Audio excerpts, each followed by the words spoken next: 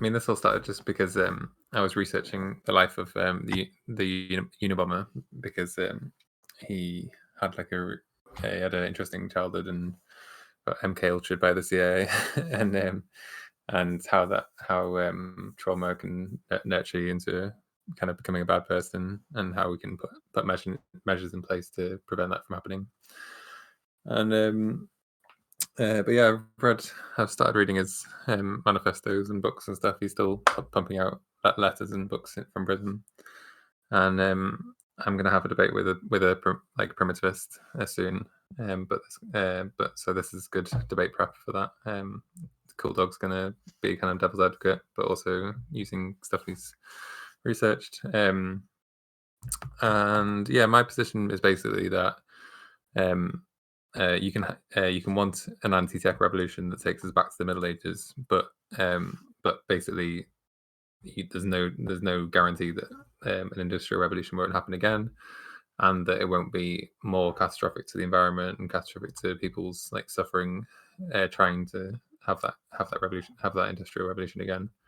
So it's better to reform or like even have a socialist revolution, but just to change to renewable energy gradually, and um, and find more like worker democracy where people have more of a say in autonomy in their in what they pursue in their passions.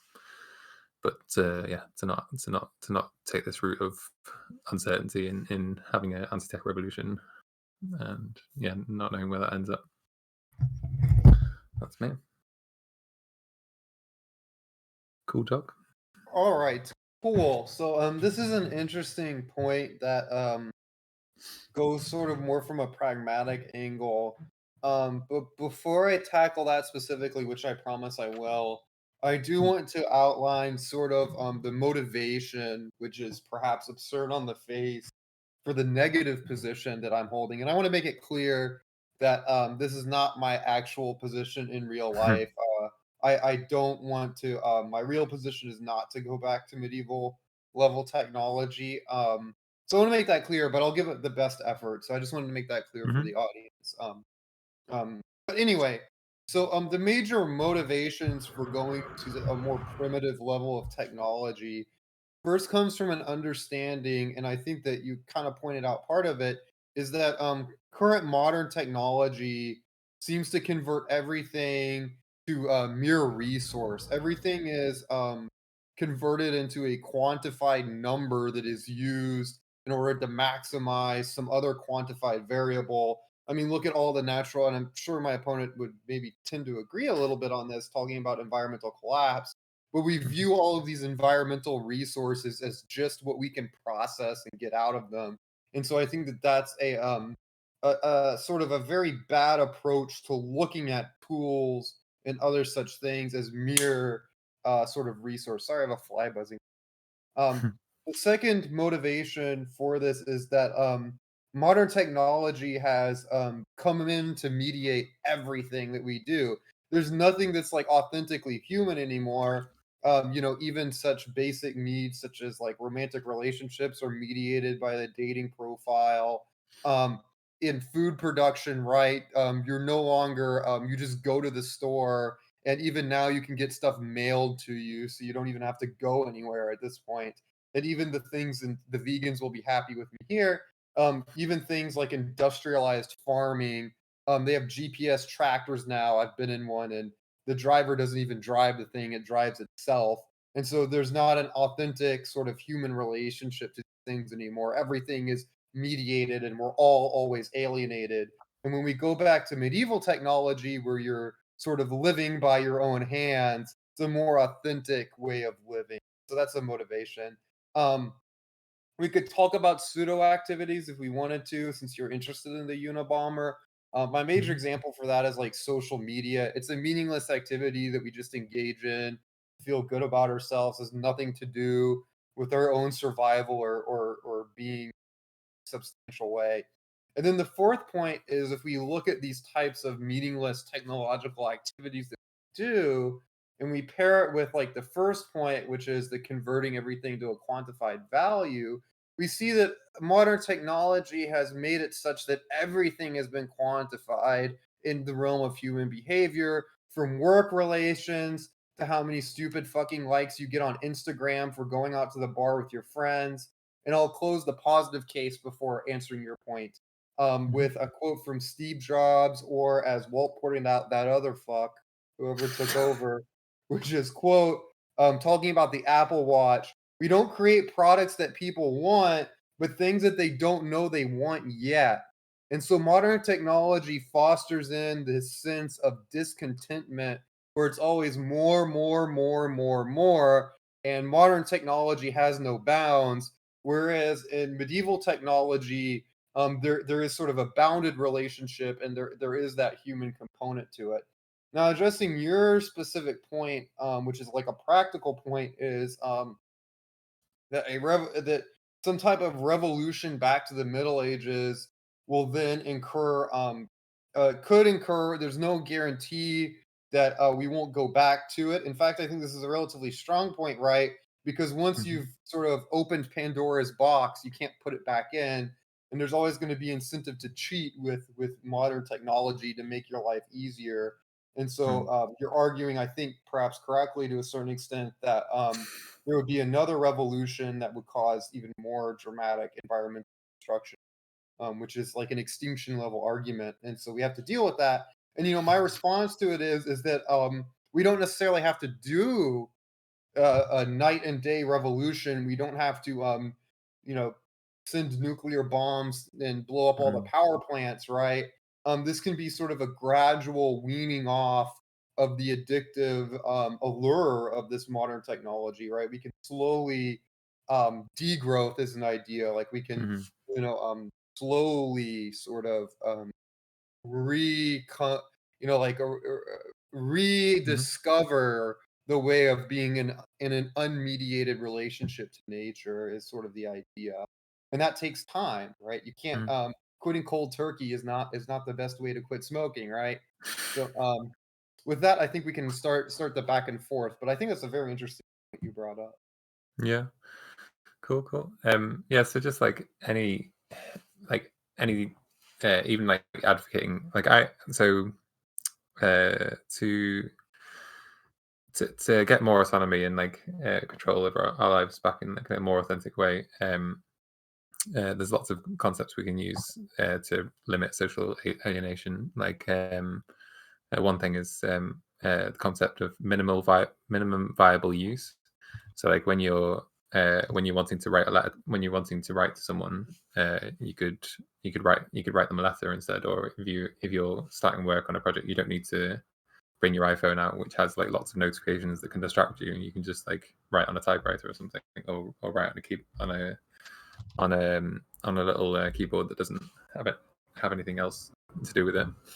Um, so yeah, so any like direction, any revolution regressive back towards no technology, I would just say like it might be beneficial in our personal lives to use less technology when we don't need to use a lot of technology in some instances, but there would never come a point where I wouldn't want like assembly lines for like penicillin or to make like innocent items like reading glasses and seeing glasses for people that can't see very well.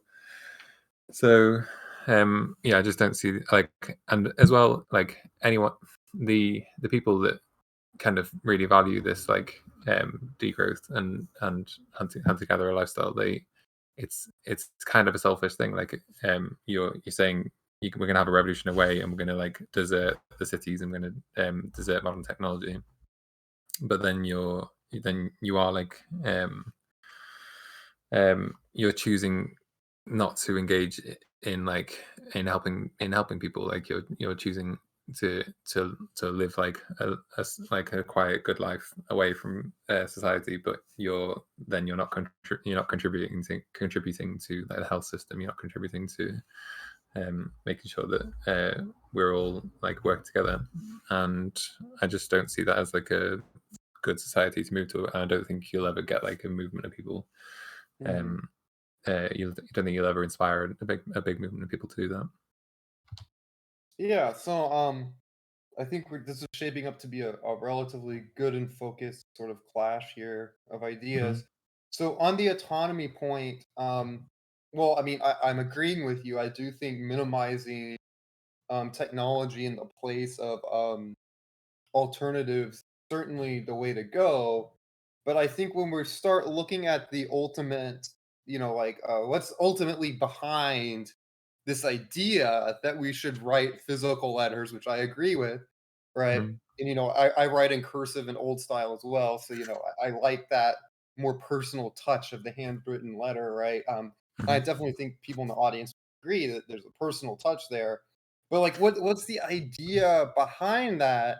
Is that the impersonal nature of technology is the bad thing that's going on there, right? It's like the tools that the farmer uses are personal to them. They maintain them, they make them, they know the guy who made them, etc. And it's that industrialization, that lack of personality, that discreteness, that binary ones and zeros that are the email, which is like the root of the problem, right? And so, while I agree that that's like a start, if we stop there, it's a band-aid fix to a larger sort of problem. Now, I think probably the best point that mhm, is going to be the hardest point is this medical technology point, mhm, right? Because you're like, how in the hell am I allowing people to die on the street from preventable diseases, right? Like that's obviously the point. And mhm, so, I think again, we're discovering this desire of this discontentment of modern technology of trying to push back the natural ends and natural cycle of being human, and essentially modern medical technology takes the view that we should live forever, essentially. And it's a profound discontentment with the natural progression of the way that things are. And additionally, right, notice that in modern medical technology, the human element doesn't really exist. It's this cold scientific view. When we look back at like medieval medicine and, from both East and West, there was more of a holistic understanding. There's a spiritual element, there was like a karmic element as well, in certain traditions, and a more holistic understanding of health, spiritual as well as impacted in that. It, it seems to be a little bit more, I hate to use the word authentic, but it isn't as cold, rationalistic, and isn't discontent with your fate, which is what mhm, modern technology sort of breeds. And then lastly, on your last point, mhm, which is like you want to dissolve cities, but going out and living Ted Kaczynski hermit cabin is bad. You aren't helping people. I agree, and I don't think that the approach to go live out in the middle of nowhere is the right approach. I think that you have to work in society and with society against the fundamental evils that constitute society. So you have to be in there helping people, and it's not going to be a revolutionary idea. It's going to be, as you gave the example of using alternatives, you have to show people these different ways of being, and it happens a gradual change over time. And I'm certainly not advocating for a complete rejection of society, in my view. Um, mhm. but yeah, I'll hand it back to Okay. you. Cool, cool, yeah. Yeah, I've heard people primitivists on that side of the spectrum saying things like they wish they didn't know that how the rain worked, like how clouds work, because Mhm. they like the idea of like being able to do a dance and rain coming and Right. imagining. But but that's kind of like an entertainment argument for like desiring that culture can be like shaped by these very like simple narratives. Mhm. But in actual in actuality, it's just an argument for ignorance. It's an argument that like ignorance is a virtue in some way that like. And I don't.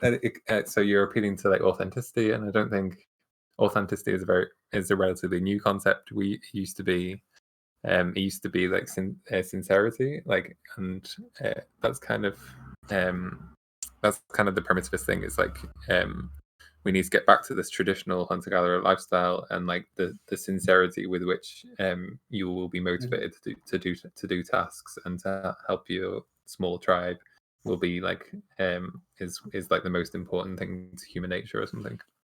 But I just think like we're talking about social alienation, and that's not the problem. Like authenticity is not the problem. That's not Sincerity is not the problem with social alienation. Like with doctors, we can find uh, we can find being part of like a worker owned business, or being part of like a universal healthcare system. Like we can go to work every day and we can feel as long as that thing is properly funded by people, like we can feel empowered in controlling the risk of a business, and finding autonomy in that. Like so there's lots of ways of understanding social alienation. The things like Ted Kaczynski's power process isn't very well rated in terms of like sociology. Like it's like there's better understandings of social alienation. Like um in some respects, Marx's labor theory of value is much Yeah. more respected. And like so like if you if you run a business, and you uh, understand the risks, then you're not just like kowtowing to a boss, and like feeling resentment of the boss. You're feeling like a deeper emotional level of like wanting to help your workmates out, and help, and so feeling pride in your job, and feeling like a sense of solidarity and community with your coworkers that you wouldn't feel in like a more hierarchical labor exploitative job.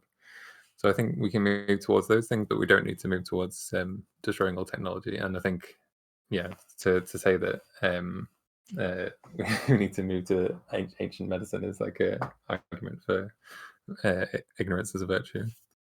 Yeah, and so, I take in good faith your argument that to a certain extent, like this ignorance is virtue point, Mhm, but there's like an entertainment argument for the rain dance, and I'm not here mhm, to say that there isn't a pleasure gained from these types of rituals, and I guess you could call it entertainment charitably, and that's mhm, certainly true.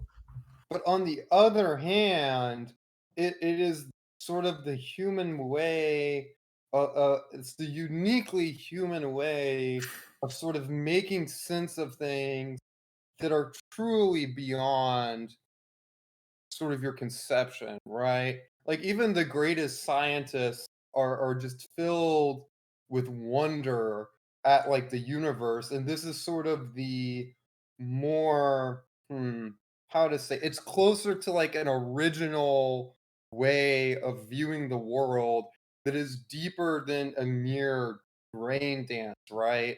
Like this is sort of ingrained in like it bonds people together in a cultural fabric. It's not just mhm, mere spectacle, right?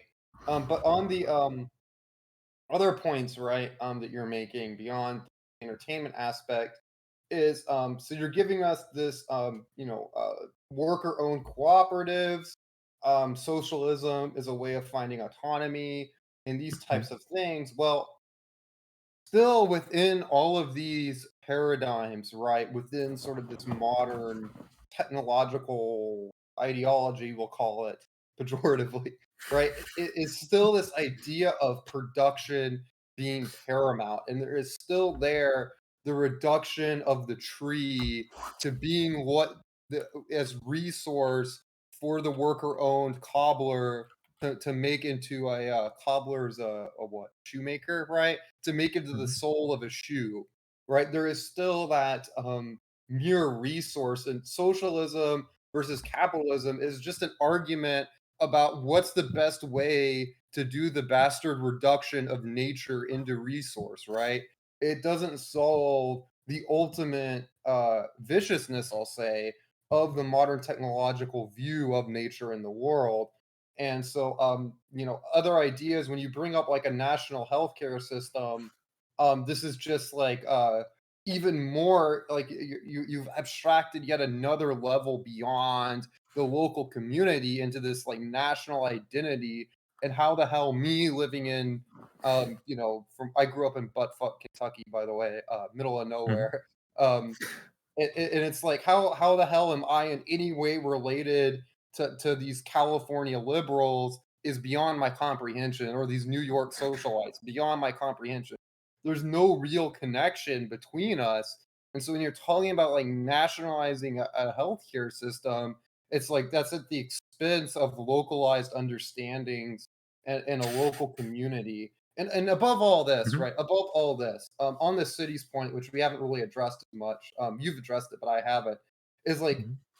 humans were not meant to live in cities and sit at their desk all day. Humans weren't meant to do that. We're not meant to be rats in a cave.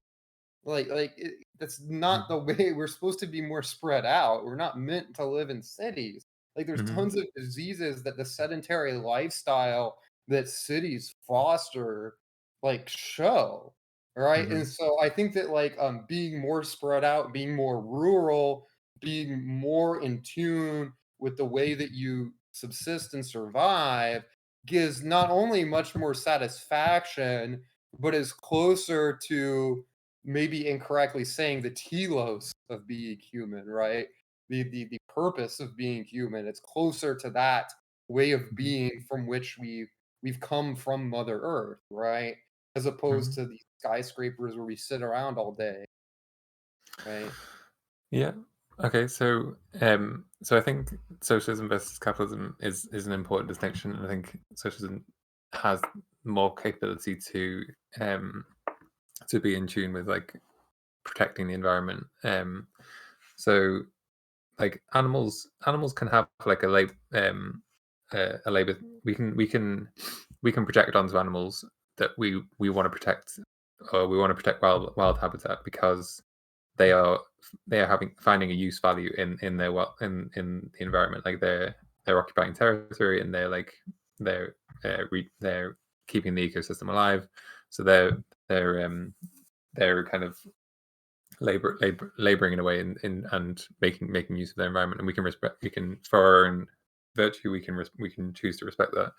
And so that's the meaning. So they are deriving well-being from expressing their capabilities in wild habitat. We can derive meaning in a different way, because once we've reached this level of intelligence, um we we want to improve on like the humble jungle shack, and we want to um sorry, my laptop's just about to go off. I need to plug Oh, it you're in. good. 1 second. I can tackle this one if you want. You can go back and forth. We could finish the socialism capitalism stuff if you think that would be a good idea, and then move on to the other stuff. If you want to stay on that train or not.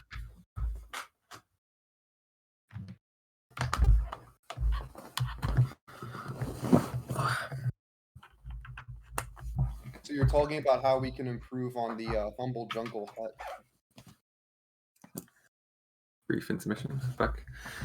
Well, um, yeah. So yeah, there's. I mean, you're appealing to that we've done something for a long time in our evolution. Like we were nomadic hunter gatherers for a few million years, and that's so like that's an argument for, because we've done something for a long time, that creates like a rigid psychology Mhm. that we can only find well-being in that situation.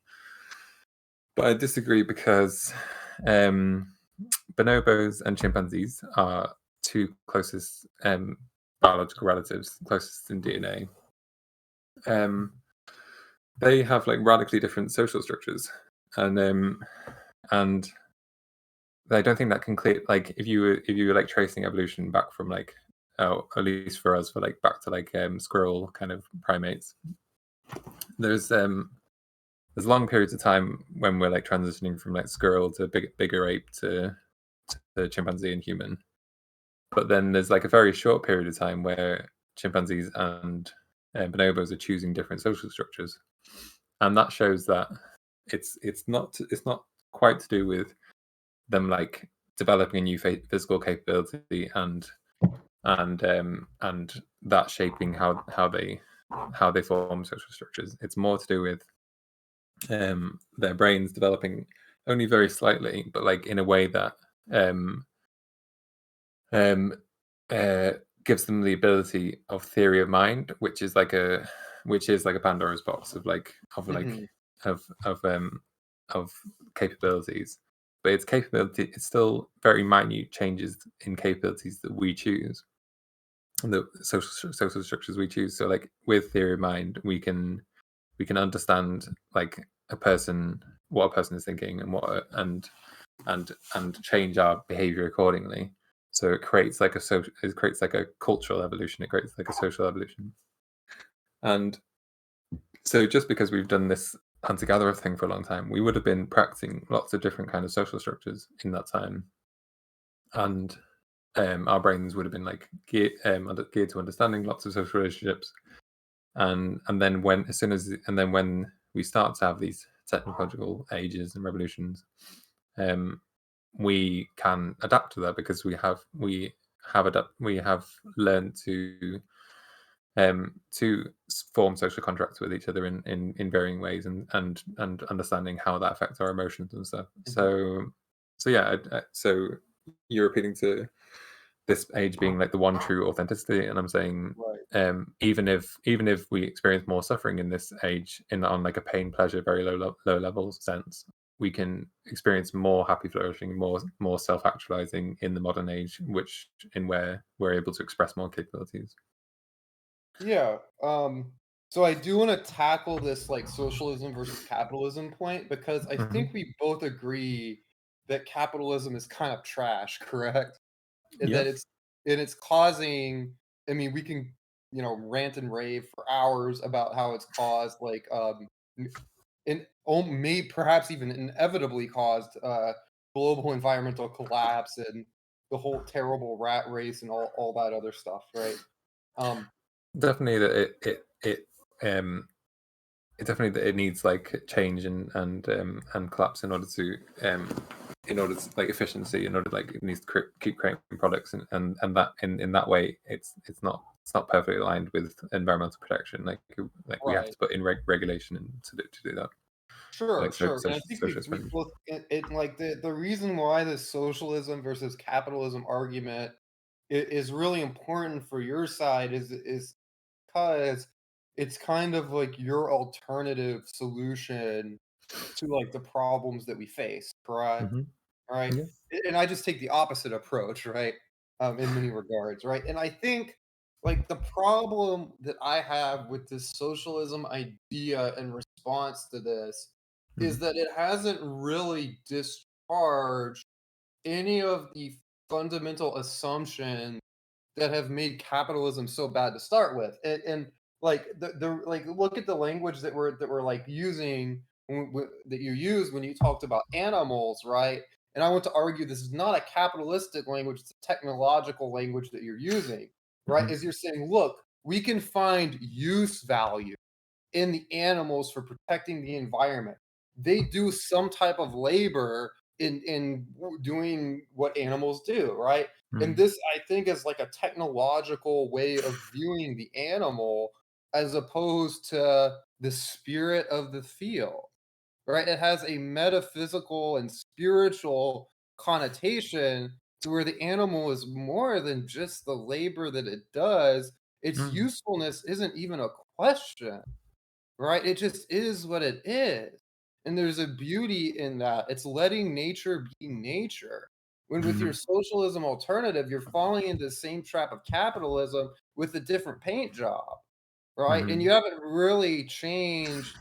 Like the fundamental problem is this reduction of the sacred, the beautiful, nature itself Yeah. into mere use value or whatever the hell, Hmm. right? And that's the major problem that's led us into this mess is that coal is viewed as merely instead of being like whatever, right? Just what it is. It's Hmm. a use to make power. Like that's the fundamental problem that got us in this, right? Now Hmm. we can tackle the evolution point next, but if you have rebuttal to that, we can stay on the socialism point and Sure. then maybe like put it to bed and then go back to the evolution point if that's reasonable. Sure, sure, sure. So, yeah, I mean, yeah, the whole, um, I mean, yeah, I'm not treating animals as like we need to form a social contract with them where their only value is the way that they're laboring with their habitat. Um, like yeah, the beauty, like we have poetry, like we still have poetry in the modern world. Like we can still like see a sunrise and like see our position as being very small in comparison to the planets, and getting like a sense of like well-being from these kind of experiences. And um yeah, I like so like the appeal of like spirit of like you can only find spirituality in primitivism, or you need to get back to this fundamental space of not treating animals in this way. All I'm saying is not useful. Like all I'm saying with animals is that um like we want some kind of small cities to in order to have like manufacturing bases to produce things like penicillin, which is a massively useful good thing in people's lives. And in order to draw like a line in the sand, like I'm not saying it's like this rational contract between us and animals. I'm just saying in order for us to feel good about ourselves, to find some virtue in ourselves, we need to draw lines in the sand.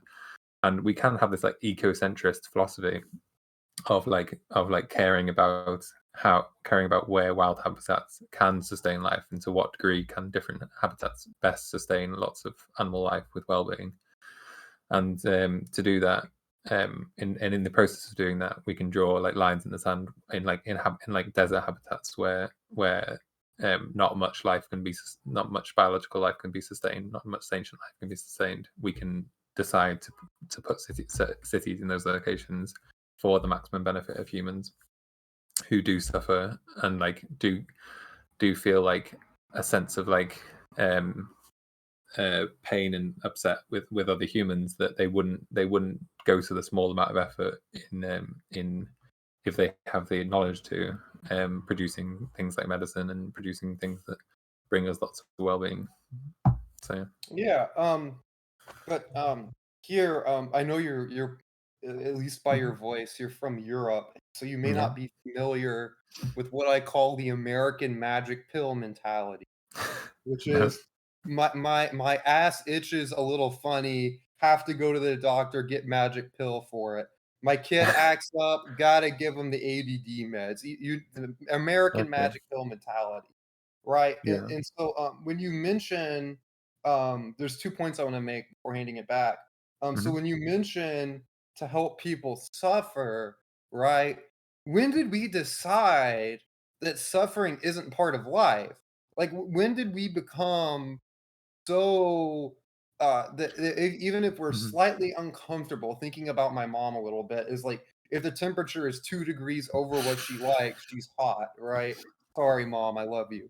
But, Yeah. like, Yeah. when did we decide that, like, every, like, infection that we have, we Hmm. have to treat with these drugs? Why isn't suffering part of life? Why don't we Hmm. embrace, um, the maybe the wrong word, but, like, the Yeah. beautiful brutality that is nature and life on this planet, right? Like, Uh-huh. why are we so caught up in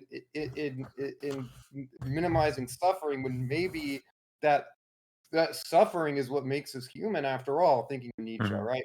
The second sort of point that I wanna make was, that it seems like now you're coming more on my side when we start talking about having these manufacturing bases, and we don't want these, like, economic service industry type cities, right? Or these, like, entertainment cities like Nashville, Tennessee, where I went to college, right? Ridiculous, people drinking on Sunday morning, frankly disgusting. But, to quote Grandmaster Ben Feingold. But, Okay. but yeah, and like my point is like it seems like that we're in large scale agreement that of the rat race of the city life is terrible, right? And so my point is, Mhm. why don't we just go even one more step, right? Why don't we be even more local than that? Mhm. Right? If that's the movement that we're going, what's your hesitation on going the next extra step? Um, yeah. Oh, sorry. What was the first point you're saying? So the first point was the American magic pill mentality, Yeah, and why isn't suffering something to be embraced? right. Yeah, I mean, but even there, you're acknowledging, like, like, so you're saying, yeah, pain and yeah, definitely. Um, so yeah, we can say that like there's certain aspects to our society that that uh that get leave us like placated and like looking for uh trying to like refine our situation so minutely that we're like more domesticated and like Mhm. um yeah and like we can point to ways that like problems or people doing this for specific reasons like say Fox News, like they want to start like a culture war over people saying Merry Christmas instead of or Happy Holidays instead of Merry Christmas, or like the Dr. Seuss Yeah. books or something.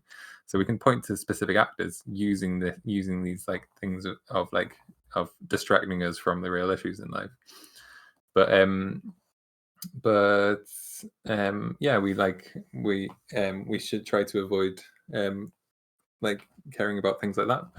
Um, but my but modern society gives people the option to go out and live in cabins in the woods in wildlife habitat and risk getting eaten by bears if they want to. But your future world doesn't give people the option to live with modern technology if they want to. So um, yeah, I think like um, Ted Kaczynski says that primitive man can handle the trials of like primitive life, like bear Right. attacks and stuff, stoically. But then why cannot modern man handle the trials of modern life stoically? Right. In order to get the good stuff of like medicine and seeing glasses. Because I definitely agree that we should be like caring more about like happy flourishing than pain and pleasure. But we do find meaning in self actualizing Mhm. in pursuing these technical tasks. Uh, so that is more important to us than pain and suffering. Like I can even agree that some aspects of modern society are frustrating. Like reading a philosophy textbook can be frustrating at times, but Yes. it's Very. more yeah, but it's more important. But like we accept that kind of suffering in order to achieve those technical tasks that we enjoy doing, that some people enjoy doing, and that should be an option available to people. Yeah, but this is like, and then we need to, so let's finish this up, and then, Hmm. I'll talk about your good evolution point, and then I'll probably move to close because going Hmm. for like 40 minutes, I don't want this to go, No worries. and because then we'll start circling, I think, Hmm. kind of running out of things to say, That's fine. telling but, but, Yeah. like, you say, why not give people the choice for doing modern technology. This is going back to something I said kind of at the very start of the debate, is that the modern technology is addictive and it changes Hmm. the way that you think about the world. Prime example, I bike everywhere. I don't own a car, Hmm. right? And so because drivers and where I live just suck balls, I ride on the sidewalk a lot, right? Hmm. And I've noted that younger people typically they walk in zigzag line because their face is stuck in the phone, Right. right? Yeah. This is very true. Observe yourself. Yeah. Very dangerous, very dangerous. But, Yeah. and then they'll look Well, at me like I'm falling. even when driving, some people as well. You Yeah, see yeah, that as well. yeah, I play that game too. But, I've been hit 3 times in the span of 1.5 years here. Terrible. But, Yeah. but anyway, the point is, right, is why are these people looking at the stupid phone? And I think we both agree that some of these Mhm. social media platforms specifically make their platform kind of addictive, right? Mhm. More than kinda, right? Yeah. So this is like giving an adolescent the ability to do cocaine, but saying, Mhm. you have the choice not to, right? And it's like, Mhm. why are you giving people the option of staring into the stupid screen to see what Jim down the street did on his day off when Mm. you can admire God's beautiful sunshine? Like, Mhm. why? What is the value of this addictive? garbage, Mhm. right? And so that's like my refutation to that line is like it Mhm. sure, like options are good, but like when one of the options is terrible and addictive, we Mhm. make that illegal. Mhm. Right, and so that's kinda my point on that. We can, you can have a response. Yeah, I might be in favor of like very like strong psychological paternalism in that in terms of Mhm, kids and like that that like um, mean like a local level people could vote that their kids only have like phones that don't have like specific apps that are just meant to um like take all their attention away from like the meaning in life and studying mhm. and happiness and stuff. Like there was an app that there's apps that are just like that are just made to get you to pressure your parents into paying for new upgrades and things like that, and that's just like it's just yeah, it's not good. It's definitely not good for poor people, and it's definitely not good for people in general. Yeah, I don't know, but like we don't need we don't need to go back to the Stone Age to solve these problems. We can just put in regulation to do whatever to form whatever social contracts people want to form in terms of governance and Mhm. not not letting people's consent be manufactured by technology. Yeah, I think I'll rest here and appeal Hmm. to the audience at this point. So, Cool. do you wanna talk about the evolutionary aspect? I have notes. So, Hmm. you Yeah. started if you would like to go again on that to refresh my memory even. Yeah, just that there's so many fascinating things to like there's a divide in the sciences between evolutionary psychology and folk psychological Mhm, concepts psychology and there's research now that's showing that animals are using folk psychological concepts at much like lower development than even we thought they might be doing. So like primates are passing like the mirror test, so that they're having like theory of mind in terms of like understanding that another monkey is has its own belief systems and has its own like theories about um what it's thinking independent of you, like they're not just like one collective blob of like biological instincts. They're individual persons understanding that each other have beliefs, and that yeah that brings with it its own like cultural evolution on top of biological evolution, mhm, and we can see that that now that what the primates have the capabilities to have these cultural evolutions that they're capable. Bonobos are capable of choosing one social structure, and chimpanzees are capable of choosing one other social structure for their environment. And so if they could be doing that so far back in our evolution, then we can definitely be doing that with modern technology. mhm. Yeah, and I think that like what you're really pointing towards is my position is trying to make an ought out of an is, right? Mm, Specifically historically, right? hmm. Um, so I will say that I do not really have the expertise to meaningfully talk about you in the details of the evolutionary psychology and that stuff. Hmm. But what I will say is evolution doesn't move that quickly, and it's only been from the evolutionary cosmic perspective, if you will, Hmm. to relatively recently that we started living in cities. Hmm. And I mean, I think we have a lot to blame from the biology that was in a more primitive way of being for a lot of the disastrous health effects now of the sedentary lifestyle. I mean, the fact that you can order food to your doorstep, which is ridiculous. I never would have thought that as a kid, right? That you can order food from whatever these subscription boxes are, right? Hmm. That we have such levels of like obesity, that we have people having I don't know the exact, but they have like bone problems and things like that Hmm. from being constant heart problems. from being constantly sedentary, right? mm, And this is just, I think, physical evidence to show that we weren't built to live in the environment that we built for ourselves, right? And I think mm, that on your psychological point, this is a little bit harder because you are correct. Culture changes and evolves. I've seen it in my mm, life, in fact, my relatively short lifetime. Not an old timer yet, but mm, so that's definitely true. But I'd mm, have to think about that more, mm, the cultural psychological evolution there and the role that like environment plays in the way that you behave in mm, respect to this topic. And so mhm. I'll probably end up having to concede that point and appeal to the audience that on balance, I think I'm still winning. That's good. Uh, Yeah, like I definitely like acknowledge that we are dealing with the biological capabilities that we had back in when we were hunter gatherers. Like we haven't evolved our biological capabilities that fast.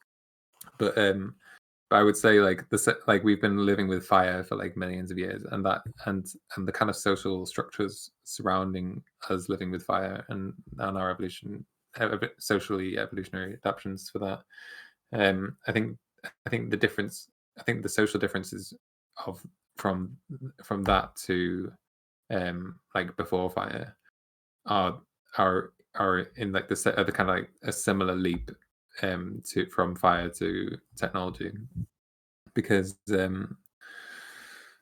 it would have taken like like us like developing these biological capabilities to handle the stresses of like large social gatherings um with uh with fire and like tribes, like large tribes, as opposed to small tribes of like chimpanzees or whatever. And yeah, whatever stresses whatever cultural evolutionary stresses have happened since then, we are still capable of dealing with it. Like we can say that we should be like running more. We should like because that was what was beneficial to our health back then, and that wouldn't have changed very fast. So we should create more green spaces for people to be able to run around in and feel mentally balanced in. Um, but yeah, we don't need to go back to Stone Age for that. mhm.